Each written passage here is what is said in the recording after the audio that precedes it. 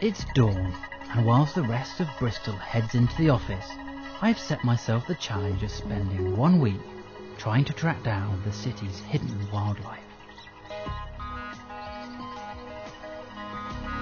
Undoubtedly, the hardest part of my job is actually finding my subjects. And what I've learnt over the years is you just can't beat a bit of local knowledge. So what I've done is I've popped down the shop, I've put a poster up asking for help, and I hope that some people that live around here might have some good stories to tell.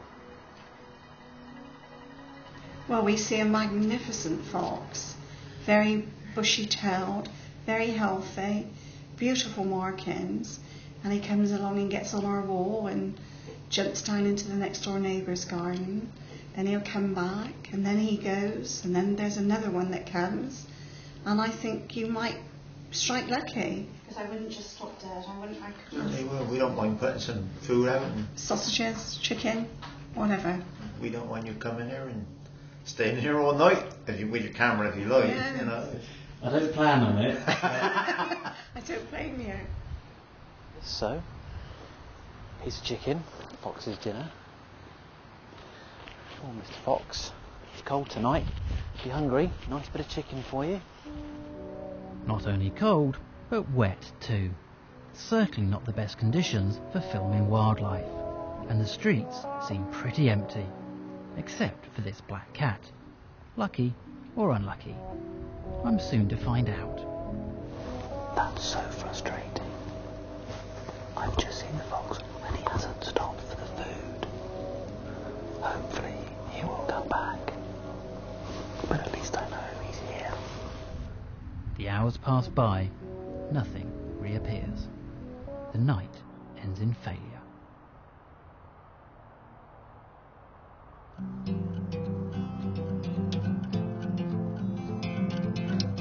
Over the next few days, I concentrate on filming my garden visitors. The ever-present grey squirrel stealing nuts. The greedy greenfinches. And my personal favourite, the jay. But with foxes never far from my mind, the builders working on my extension have a surprise for me. It's got quite a strong smell to it. You've smelt it, have you? I have smelt it. But I've got a bit of a cold, but it's not very nice at all. Well, what do you think it is? I'm pretty much 100% sure that that is fox poo.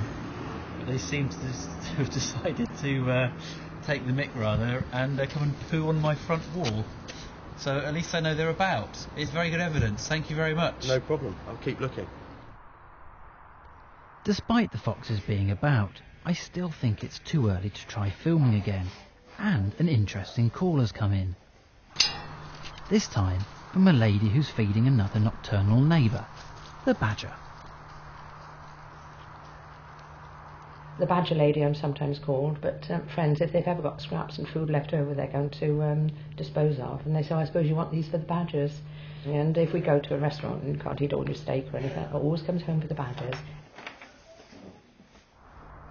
With this kind of feast on offer, it's not surprising one soon arrives.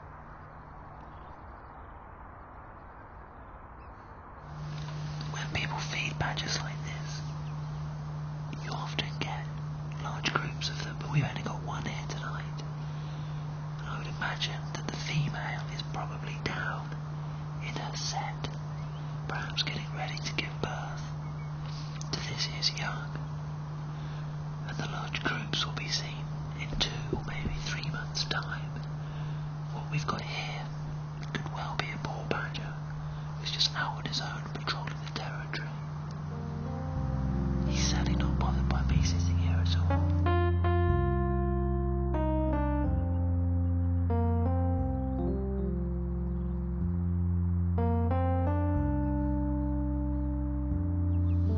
He's run off into the shadows there. Wildlife filming doesn't get much easier than that. Time to set myself a tougher challenge down on the local river. Despite being full of the usual rubbish, I think there just might be a cracking bird here, and the local house names are a bit of a giveaway. I'm looking for the kingfisher. I've spent an hour wandering up and down the river and I've seen nothing. But I spotted a chap over here with a camera. He's looking a bit professional. Excuse me. I really want to find kingfishers on the river. Definitely in this area at the moment there's a female that I've took pictures of, so you're in the right spot, yeah. And at the moment she's fishing very close to the bank because the water's so muddy. Okay, well, you look like a man that would know with a big camera. Yeah, I've caught some good shots this week actually, yeah. You have? Yeah. Okay, well that sounds very encouraging. I'll leave you to it. Good luck. Thank you. Time to employ the traditional wildlife cameraman's technique of sitting in a hide for as long as it takes.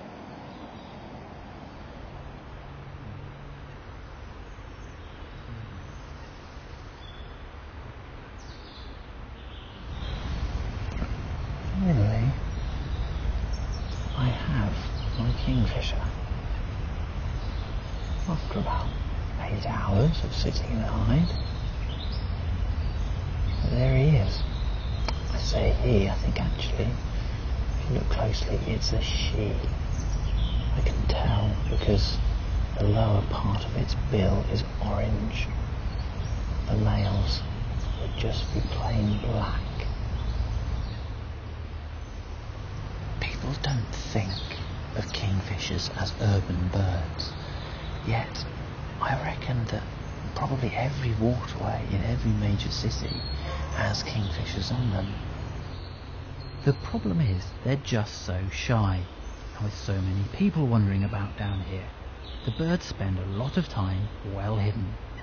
Really, you just have to get lucky or be very patient. 6 days have now passed, and finally John and Kay's fox feeding is working. Time for another night vigil. Tonight, I'm pretty sure I'm going to get what I'm here for. The fox is at the edge of the lawn. He's coming in, picking up the bones, and then just disappearing off round the corner. I think he's crunching them up, coming back, grabbing another one.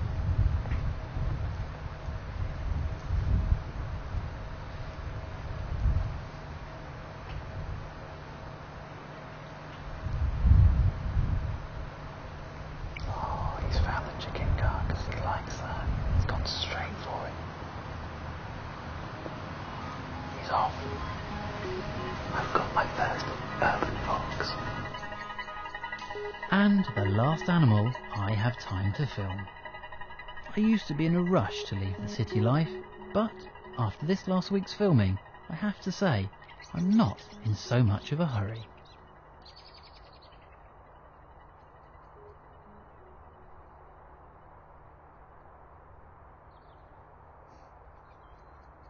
The city of Bristol. My home.